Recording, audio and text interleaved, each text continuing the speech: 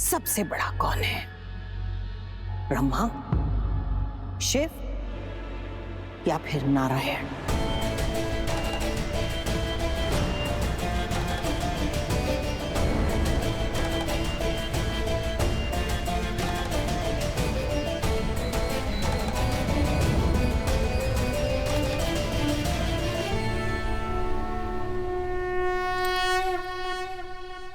नर।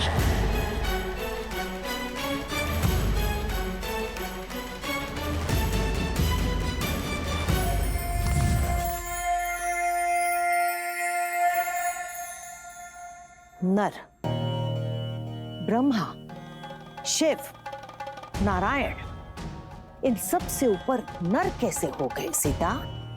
जिस नर में करुणा हो वो नर ब्रह्म समान है, क्योंकि करुणा से ही तो हर शुभ वस्तु उत्पन्न होती है ना माता। जिसमें त्याग हो वो शिव जैसा है, और मर्यादा उसे नारायण जैसा संतुलन स्थापित करने की शक्ति देता है। तो जिस नर में ये तीनों गुण हो वो नर त्रिदेव जैसा महान बन सकता है देवी।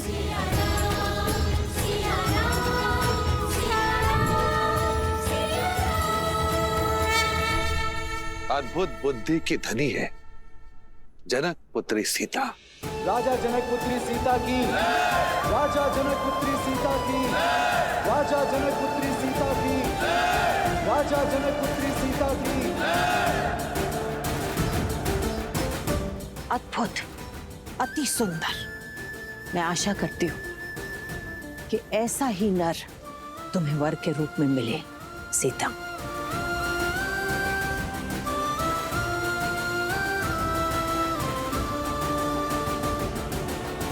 मैं यहाँ शास्त्रार्थ करने के लिए तो आती रही हूँ राजा जनक, पर इस बार शास्त्रों का और जीवन का जो ये नया रूप मुझे सीता ने समझाया है, मैं इससे बहुत प्रभावित हुई हूं।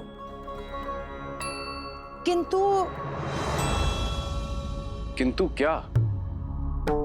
मुझे आपके लिए बहुत चिंता हो रही है राजन। ऐसा क्यों कह रही हैं आप देवी गार्गी?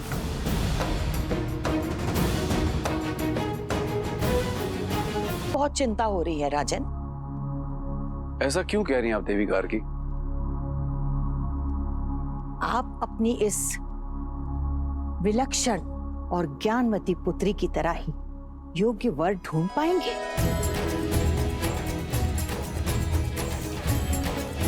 जो सीता की तरह ही इतना योग्य हो कि कभी भी किसी भी तरह की परीक्षा के लिए हमेशा सज्ज रहे। जो वीर तो हो परंतु उसके अंदर करुणास्त्र हो, जिसके मन में मर्यादा हो और कर्म में आदर्श। आपकी इस लक्ष्मी जैसी पुत्री के लिए नर में नारायण हो।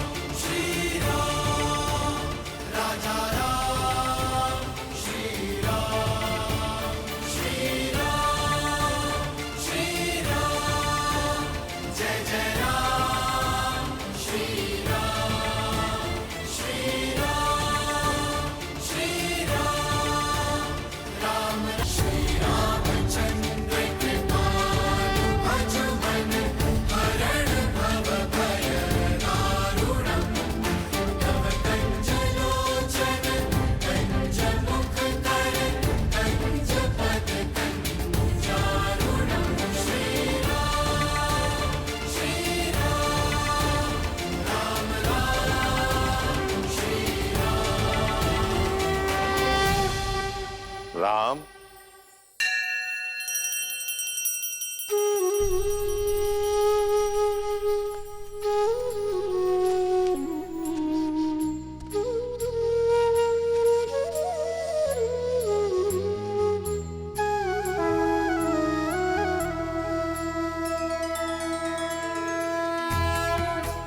यशस्वी भव।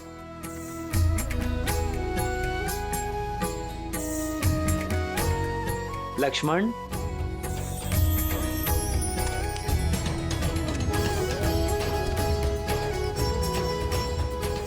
भरत, शत्रुघ्न,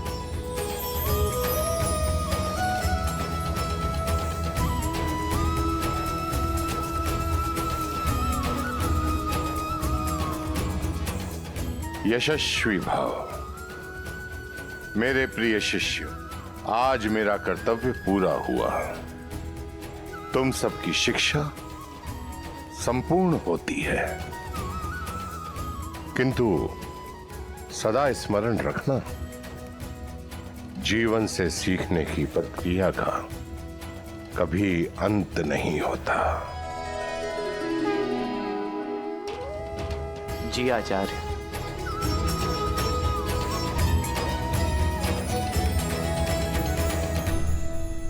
लक्ष्मण भैया, आज तो हम बहुत खुश हैं। सुमित्रा माँ से मिलने वाले हैं आज तो हम।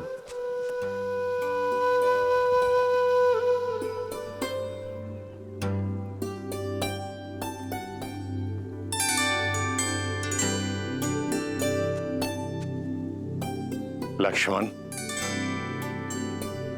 घर जाने के प्रबंध हो गए? जी गुरुदेव। भरत,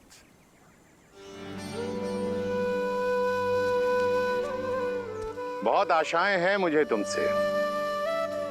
अपने भीतर छिपे हुए गुणों को बाहर लाने पर ध्यान देना। जी गुरुदेव। शत्रुघ्न, अब आप कर्तव्य की ओर जा रहे हो। अधिक उद्दंडता मत करना। जी आचार्य। राम दिखाई नहीं दे रहा है। राम कहाँ है? गुरुदेव, भैया तो प्रतिदिन की भांति आज भी दिनचर्या पर ही गए हुए हैं।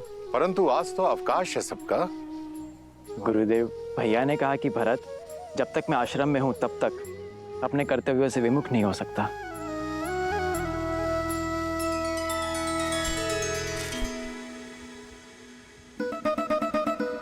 अब खा भी लो नंदिनी।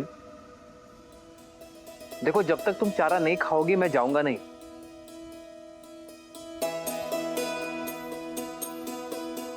नंदिनी, इस आश्रम में मेरी माताएं नहीं थी। तुमने मुझे स्नेह दिया, पर मैं भी तुमसे उतना ही प्रेम करता हूं।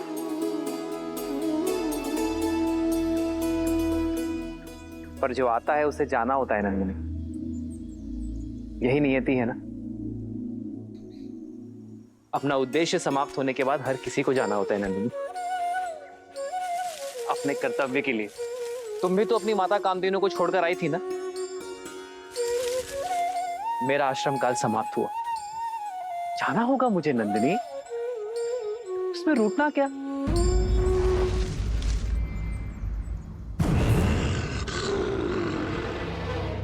मैं आता रहूंगा तुमसे मिलने। देखो, अब मौन होकर चारा खा लो, और कल से कोई और आएगा तुम्हें खिलाने तो शांति से खाना। देखो नंदनी, अगर तुमने चारा नहीं खाया तो मैं रूठ जाऊंगा, चला जाऊंगा मैं यहां से। नंदनी, मैं सत्य कह रहा हूं, मैं चला जाऊंगा। ठीक है, मैं चला।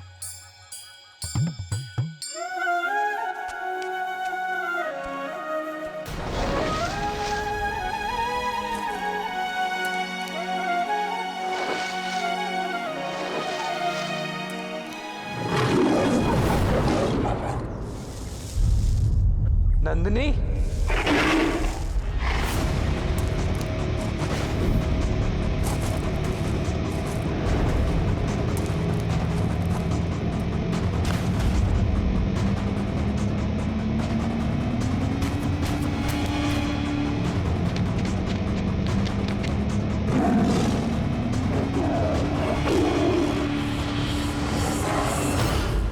नंदिनी को। ये मेरी रक्षा में है क्रूर बाघ। भूखे को क्रूर कहते हो राम? जो शरीर विधाता ने दिया उसे भोजन देने का प्रयास क्रूर कैसे हो सकता है? प्रकृति ने मुझे बनाया ही ऐसा है कि अन्य पशुओं को खाकर जीवित रहूं।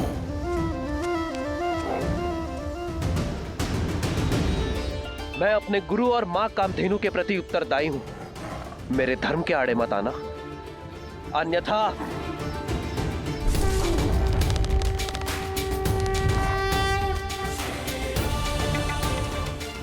और मेरा धर्म इस वन पर शासन करना है। यदि तुम इससे मुझसे छीनकर मुझे भूख से तड़पता छोड़ दोगे तो क्या यह धर्म होगा? बोलो राम, मुझसे मेरा भोजन छीनकर तुम एक अधर्म नहीं करोगे? अपना पेट भरना तुम्हारा धर्म है और नंदिनी की रक्षा करना मेरा धर्म। और जब दो लोगों का धर्म आपस में टकराता है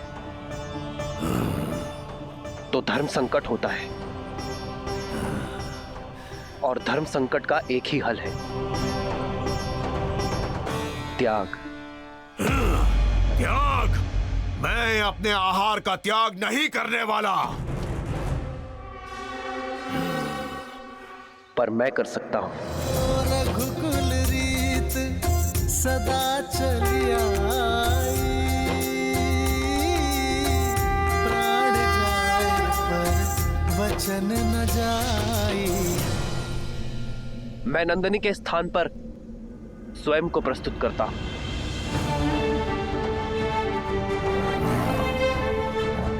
नंदिनी को मुक्त कर दो और मुझे अपना आहार बना लो।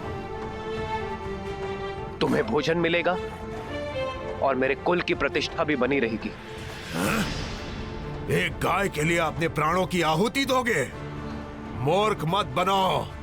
चारों ओर देखो, कोई नहीं यहाँ। किसी ने हमारी बात नहीं सुनी। यदि तुमने कहा बाघ ने नंदिनी का आखेट किया तो कोई भी तुम्हें दोष नहीं देगा। दुर्घटनाएं घटती हैं। सत्य कहा, कोई नहीं है यहाँ, कोई नहीं देख रहा है हमें। यदि सबको सूचना मिलती है कि एक बाघ ने राम को खा लिया तो कोई तुम्हें दोष नहीं देगा।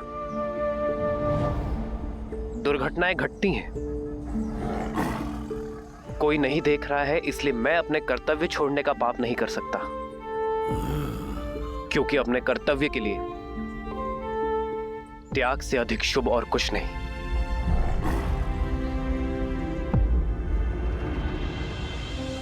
बना लो मुझे अपना आहार और छोड़ दो नंदिनी को।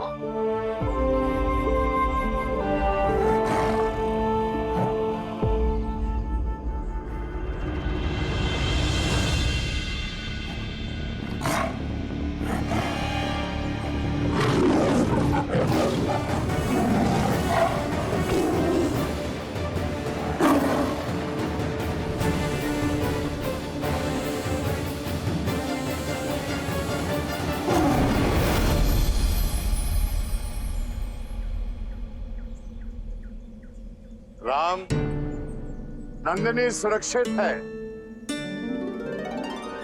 और तुम्हारा धर्म भी। तुमसे पहले तुम्हारे पूर्वज महाराज दिलीप के सामने भी ऐसी ही परिस्थिति आई थी। उन्होंने भी वही किया जो आज तुमने किया। ये कामधेनु की ली गई परीक्षा थी, उसमें तुम सफल हुए। परीक्षा? हाँ, परीक्षा। धर्म और अधर्म का ज्ञान होने पर चयन करना सरल होता है राम, किंतु कई बार उचित और अनुचित के बीच में एक हल्की सी धुंधली रेखा होती है, जो आज तुम्हारे साथ हुआ। और कई बार व्यक्ति लोभी हो जाता है, अधर्म अपना लेता है, करुणा को त्याग देता है, परंतु तुमने करुणा का साथ नहीं छोड़ा। मैं तुमसे बहुत प्रसन्न हो रहा हूं। मैं आजीवन आपकी सीख स्मरण रखूंगा आचार्य। धर्म, करुणा, सत्य और त्याग भाव ये मेरे जीवन के स्तंभ होंगे। मैं आजीवन काम, क्रोध, मोह, लोभ, अहंकार और ईर्ष्या को पराजित करने के लिए युद्ध करता रहूंगा।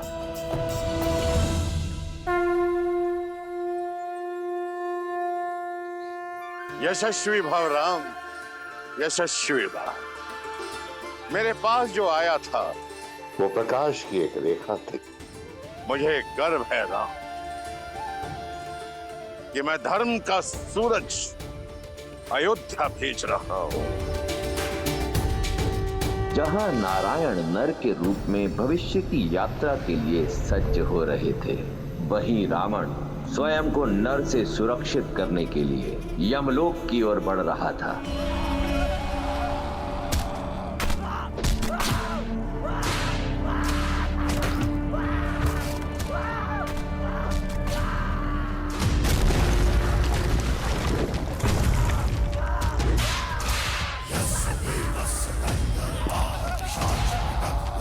यम, कहो, समक्ष आओ। मृत्यु के द्वार पे खड़े होकर मृत्यु को पुकारने वाले दुष्ट, कौन हो तुम? महाकाल का एक भक्त, काल के देव का काल।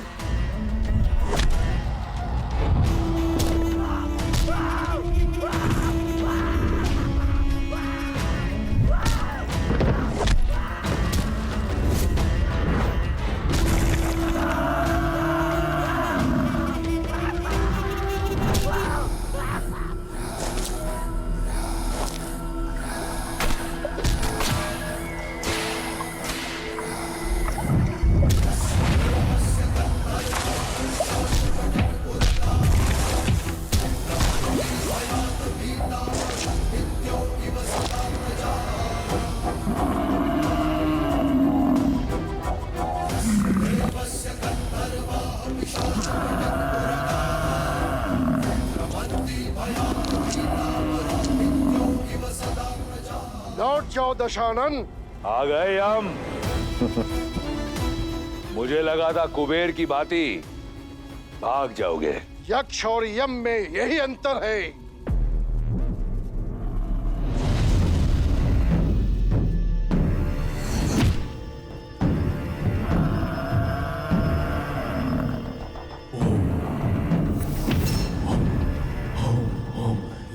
काल को ललकारने वाले अकाल मृत्यु को प्राप्त करते हैं।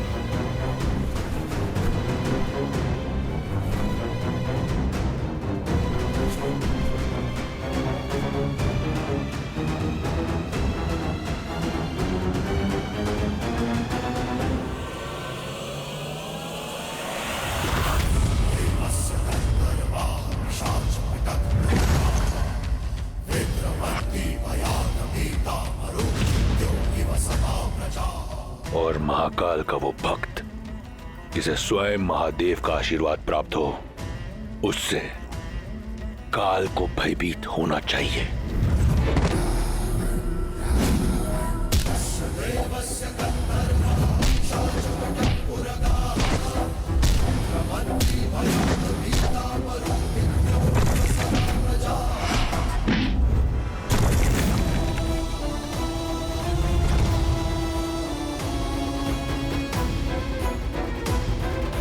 मूर्खता मत कर रावण।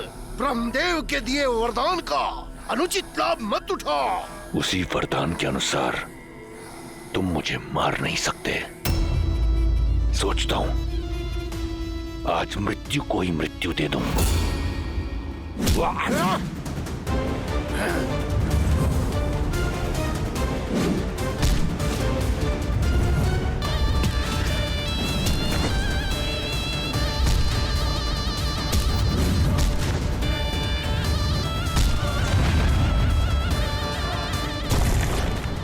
यम, सावधान।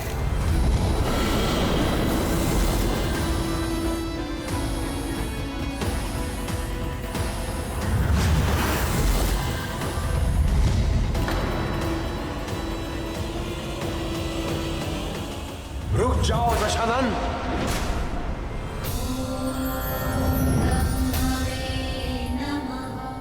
आप धर्मराज है यम, भूल गए इसकी मृत्यु आपके हाथों नहीं है।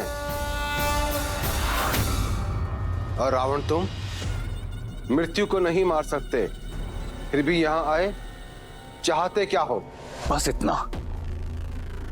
मैं सबसे अभय हूं, परंतु नर से नहीं।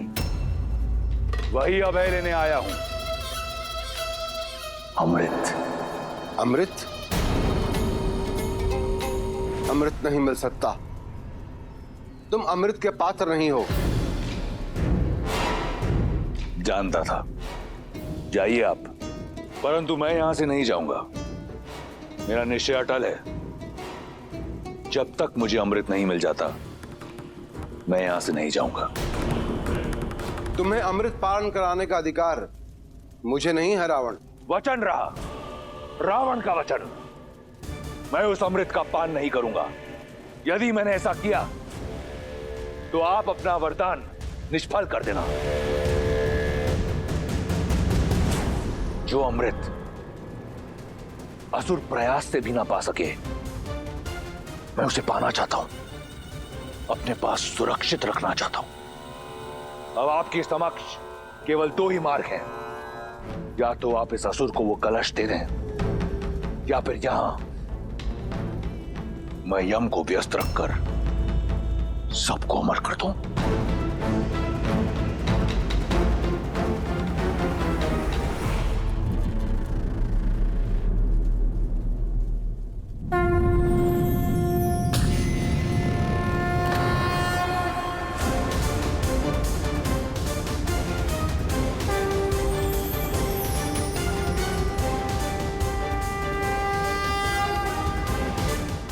उत्तम,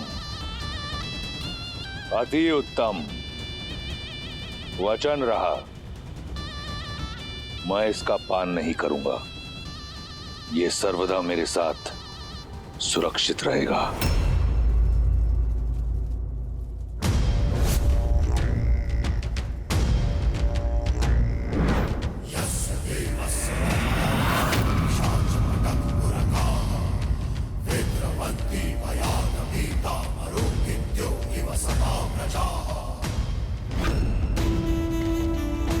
नर का अभय नहीं दिया था ना ब्रह्मदेव? अब देखो, नर ले आओ या कोई और जाति उत्पन्न करो, जैसे ही मुझ पर प्रहार होगा, ये कलश टूटकर इसका अमृत मेरे लहू के साथ मिल जाएगा।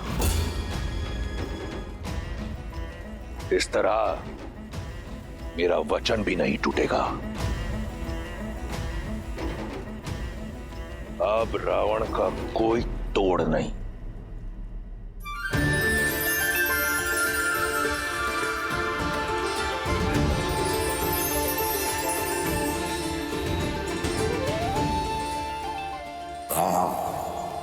आकाश में घुलता यह हरा रंग इस बात का प्रतीक है कि राजकुमार गुरुकुल से अयोध्या के लिए प्रस्थान कर चुके हैं। श्री रामचंद्र की जय, श्री रामचंद्र की जय, श्री रामचंद्र की जय, श्री रामचंद्र की जय।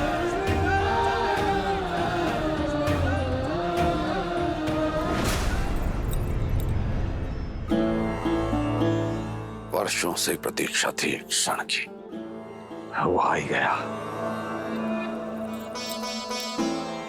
प्रतीक्षा तो हमने भी की है, अपने पुत्रों के लौटने की, और अपने पति के मुख पर प्रसन्नता और उत्साह देखने की। 9 वर्ष आपकी आंखें यहां नहीं थी, इसलिए आप ठीक से सोई नहीं ना महाराज।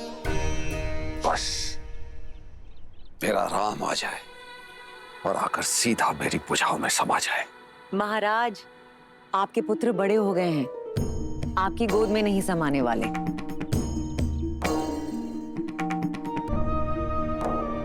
हम तो ये भी नहीं जानते कि हमारे पुत्र दिखते कैसे हैं महाराज। ये निर्दयी समय कितने वेग से दौड़ता है ना। अपने नन्हे मुन्ने आंखों के तारे भेजे थे हमने गुरुकुल, और आज जो लौट कर आ रहे हैं वो अयोध्या की प्रजा की आंखों के सूर्य हैं। कितनी आशाएं, कितने दैत्व बंधे हैं राम से। आज के पश्चात राम का जीवन सदैव के लिए बदलने वाला है। क्या जाने नियति हमारे पुत्रों को किस ओर लेकर जाएगी। किंतु मैं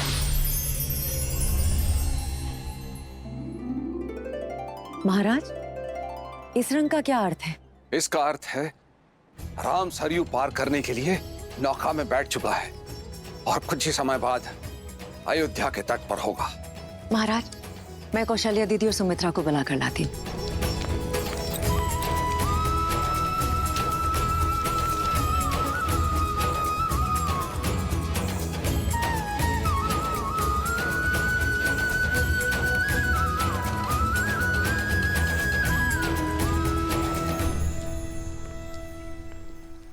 क्या हुआ महारानी? ऐसा क्यों प्रतीत हो रहा है कि आप किसी बात को लेकर चिंतित हैं? देवी गार्गी ने जो कहा वो सुनने के बाद एक माँ चिंतित कैसे ना हो महाराज। आप देवी गार्गी की कही हुई बात को इतनी गंभीरता से क्यों ले रही है महारानी सुनैना? हो सकता है उन्होंने जो कुछ कहा हो हंसी ठिठुल्ली में कहा। हाँ, पर उन्होंने जो भी कहा सच ही तो कहा है ना महाराज। और वो बात कहीं ना कहीं मेरे मन में अटक गई है। क्या सीता के लिए योग्य वर मिल पाएगा? अवश्य मिले। ऐसे क्यों कह रही हैं आप? हमारी पुत्री तो असाधारण है। इसी बात की तो चिंता है महाराज कि हमारी पुत्री असाधारण है। नदी कितनी भी बेगवती क्यों ना हो, यदि उसे उचित मार्ग ना मिले तो वो सागर तक ना पहुंचकर बीच में ही कहीं खो जाती है। हमें सीता के लिए उचित वर ढूंढना प्रारंभ कर देना चाहिए महाराज। किंतु उससे पूर्व हमारे लिए यह जानना आवश्यक है कि विवाह के लिए हमारी पुत्री सीता सज है या नहीं।